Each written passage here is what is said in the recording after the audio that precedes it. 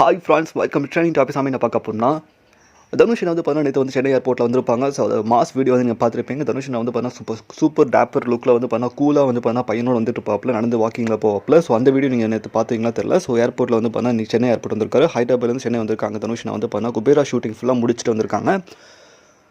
இதுக்கு நடுவில் வந்து பண்ண தனுஷ் வந்து பார்த்தீங்கன்னா ட்விட்டரில் வந்து பண்ண அவரோட ப்ரொஃபைல் பிக்கை வந்து மாற்றிருக்காரு. ராயனோட ப்ரொஃபைல் பிக் மாற்றிருக்காரு.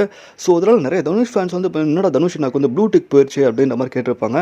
ரீசன் என்னன்னா ப்ளூடிக் வந்து ஆத்தரைஸ்டு ஒரு காசு கொடுத்து வாங்குற மாதிரி ட்விட்டரில் இருக்கும். பட் ஆனால் இப்போ டிபி மாற்றணும்னா லைக் ப்ரொஃபைல் பிக் நம்ம சேஞ்ச் பண்ணோம்னா ப்ளூடிக் வந்து காணாமல் போயிடும்.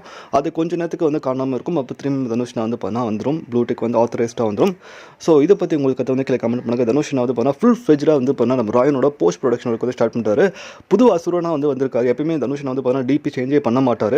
இப்போ சேஞ்ச் பண்ணியிருக்காங்கன்னா ஒரு நியூ வேவாக ராயனோட ஃபுல் ஃப்ளெஜ்டு ஃபிலிமாக வந்து பண்ண இறங்கியிருக்காங்க அப்படிங்கிற மாதிரி தெரிய வருது. ஸோ இதை பற்றி உங்களுக்கு கீழே கமெண்ட் பண்ணுங்கள். வேலை நம்ம சேனல் பிடிச்சா லைக் பண்ணுங்கள், ஷேர் பண்ணுங்கள், சப்ஸ்கிரைப் பண்ணுங்கள், மறக்காமல் இல்லை லைக் பண்ணுங்கள். மகிழ்ச்சி.